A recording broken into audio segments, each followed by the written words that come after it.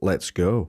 Choo choo, motherfucker. Thomas the Tank Engine, Biggie Smalls, my dad, a seventh beer. That's right, today we're talking about collabs no one fucking expected, and today's is motherfucking trains. But of course we're not just talking about any steampunky train kind of tone. This is the Hearts of Steel 2-packs. Now sadly there's a statistical anomaly called life that suggests to me that there's a good chance that if you're watching this video, you're probably born after this fucking existed. In 2025, Timelines decided to revisit Hearts of Steel, and it gave us new versions of the primary four in brand new 19th century themed alt modes, which is fun for everyone involved, especially me.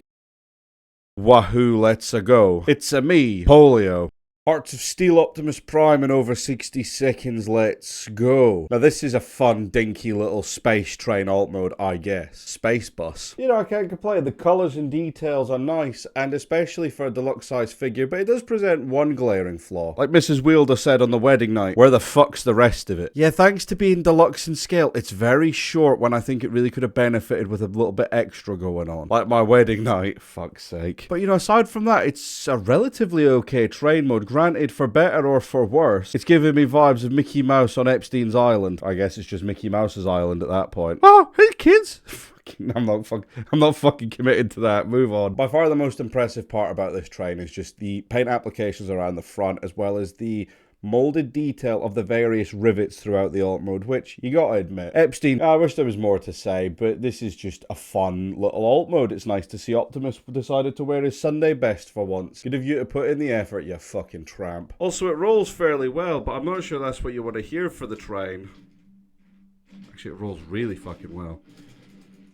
Wow. Your Majesty, another train has hit Big Ben. I gotta tell you, the fact this actually turns into a fairly decent robot mode makes me wonder a couple of things, such as, shit, did I leave the oven on?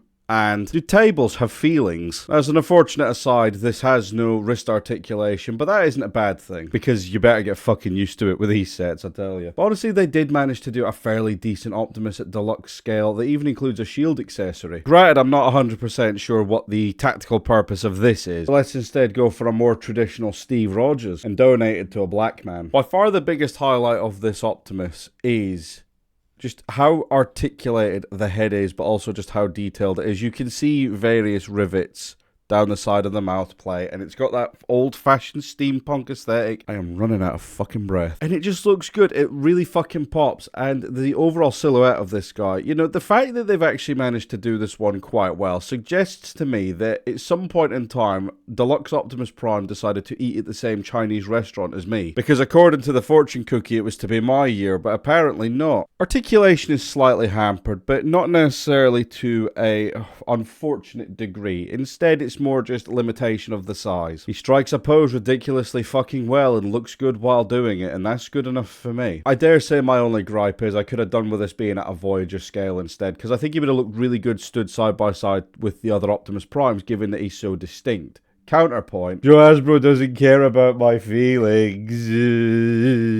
Anyway, enough wanking. Honestly, as a debut for a little niche subline that they may or may not revisit in the future, as I believe they've mentioned, because unfortunately I'm going to need you to make Shockwave and put it directly up my ass. This as a debut figure just pops in the right fucking way. But why don't we instead find out just how it gets worse from here, shall we? Well, why don't we instead just find out how it gets worse from here? Shall we? Hearts of Steel Starscream in over 60 seconds, let's go. What in the goddamn is this? Is this Leonardo DiCaprio's flying machine? A shame we didn't have one of these in Titanic, or Inception, or Shutter Island. I'm getting ahead of myself. This isn't a movie channel. I am not the film wielder, and instead we're talking about Hearts of Steel Starscream, which to quote your mum, it's a bit of an acquired taste. I didn't realise until I got it in hand, it's some sort of biplane, as you can tell, with the two-tier wings. Around here, we just call them planes. We don't make a big deal out of it. It's got a good use of paint applications. It's predominantly in the unpainted grey. Wow, so moist. Along with this silver strip at the back, which comes into play in robot mode. Woo! Along with red highlights throughout, blue highlights throughout, and I think that's about it, really. You can see this little assembly at the front, complete with a spinning propeller.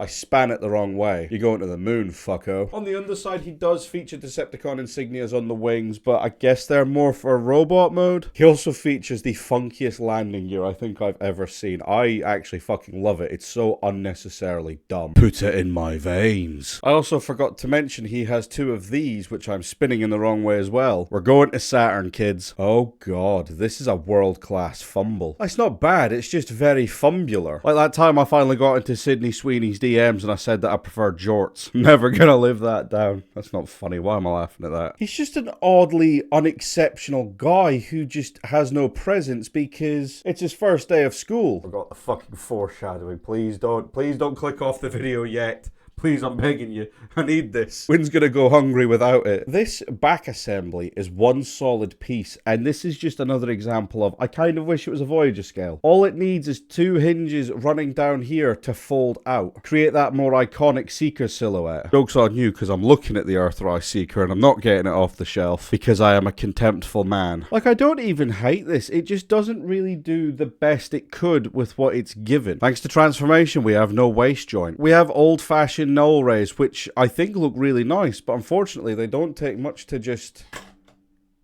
topple the figure over, apparently. While the head sculpt is fun, I have a couple of issues with it, such as it doesn't taste very nice. Such as the fact that it is relatively small and is sunk between these shoulder pylons, so it can be difficult to actually get your finger in there to turn it.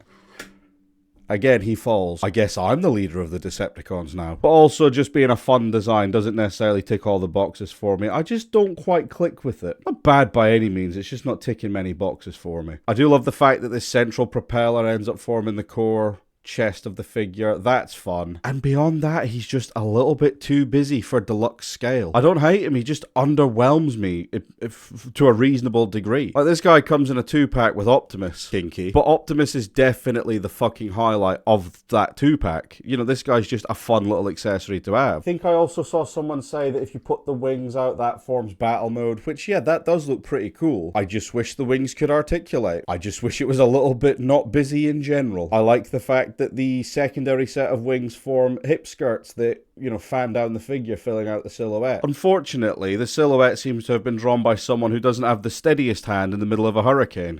Hearts of Steel Bumblebee in over 60 seconds. Let's go. What in the choo-choo Charles fuck is this? Compared to the Optimus train, which looks nice but relatively short, this one just looks odd. I really like this half of the vehicle. Don't have a fucking clue what's going on with this half of the vehicle. In case you were unsure, this is Bumblebee. It says B. B for Bravo, Joe Hasbro. Also, just in case you were wondering, I can't get all 4 wheels on the ground, because why should I be able to get all 4 wheels on the ground? It's just a fucking train. This one doesn't have a lot of the same details as the Optimus did, which I get it. It's a different set. It's a different era for a different kind of man. Let's fucking go, boys. Hearts of Steel Bumblebee in 2029.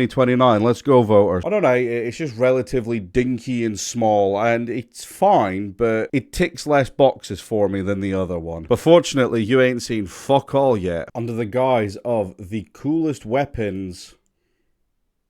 The coolest weapon in this set, we get fucking Bumblebee. More like Fumblebee. There are so many boxes this man does not tick for me that it's actually fucking hilarious. It's like he's refusing to take my compliancy quiz. You motherfucker, I need to know which character from Friends you are. Despite what has to be one of the cleanest back profiles I have seen in fucking years. That's just because he ends up wearing it all in the front. I don't mind the chest plate, but it's a bit disproportionate, especially when you're rocking a head that fucking small. I am entirely in favour of shoulder pauldrons until the logistical flaw of the arms are not connected to them comes to the surface, and it just doesn't look that good, if you ask me. You didn't, but I'm guessing you did because you clicked on the video. I don't mind the bottom half of the figure. The legs actually look really good, but my biggest flaw with the legs is that foot just pops off like absolutely nothing. Takes fuck all to come off. And he's also just exceedingly long in the body, and my final cardinal sin, he's got a hammer with no wrist articulation other than that. My taxes don't go to this. My initial impression messing around with this guy at TFN was, he's shit. I let Honey Rock have a go under the impression that he was shit, and he agreed. Basically, this Bumblebee is probably the worst of the 4 that we've received this year. His proportions are all off to fuck. His detail and while nice just feel really out of place. Yeah, he's just not quite up to the same standard as the Optimus, nor even the fucking Starscream. I don't want to talk about this guy anymore.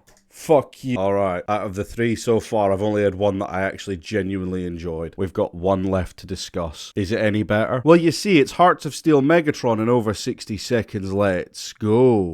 This has to be one of the most fun reimaginings of Megatron I think I've ever seen. I wasn't overly convinced about this alt mode when I first saw images of it, and then I actually got it in hand, and it's just fun in the most broad sense of the word possible. I do think something like this would work better for Galvatron, but I am simply a pleb in a back bedroom. What do I know? Here's the main cannon, which isn't particularly articulated, but it does have the ability to be removed from its 5mm post, so I guess in theory, if you're not dropping it like I am, you could potentially put it in here and have it go up and down. Let's try that real quick.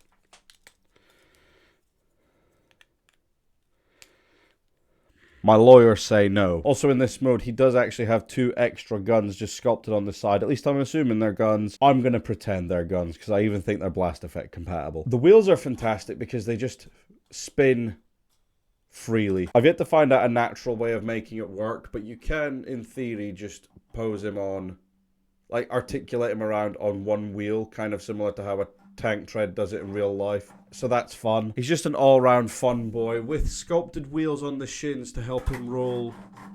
Oh, listen to that. Sounds fucking lush. But we might as well get to the bit that'll probably disappoint. I can't believe it. This thing might be the fucking best Megatron we've had since Super Megs. And since none of you ever got to experience that, there's something about the fact that this is cast in like dark brown, grey, light black kind of tones that just really fucking make this pop. Fortunately, he is also a victim of the unpainted grey making appearances throughout the figure, but thankfully it's not the core colour of the figure, so it breaks it up a little bit. Also, I just fucking love this head sculpt. There's just something about it that just works on so many levels. Talking criticisms, it's mildly annoying that the wheels have to stay on the shoulders in this capacity, so it very much limits where he can, you know, realistically look. But it makes for an imposing silhouette. Also, the fusion cannon, I guess, is a little bit too big, so it kind of gets in the way of any elbow articulation. But also, it's mounted on the forearm itself, on top of the hand, which slightly limits the display options, but ultimately, I don't care. The fact that he can pull off a pose like this just says enough to me. JL Workshop, who showed me this at TFN, said it was more inspired by G1, but I genuinely just see 07 Megs with his joint fusion cannon thing, and it honestly just fucking works at creating a striking silhouette. Aside from that, and consistent with the rest of these, apart from Starscream, there's no real kibble beyond the wheels, and it just creates an imposing, striking, clean silhouette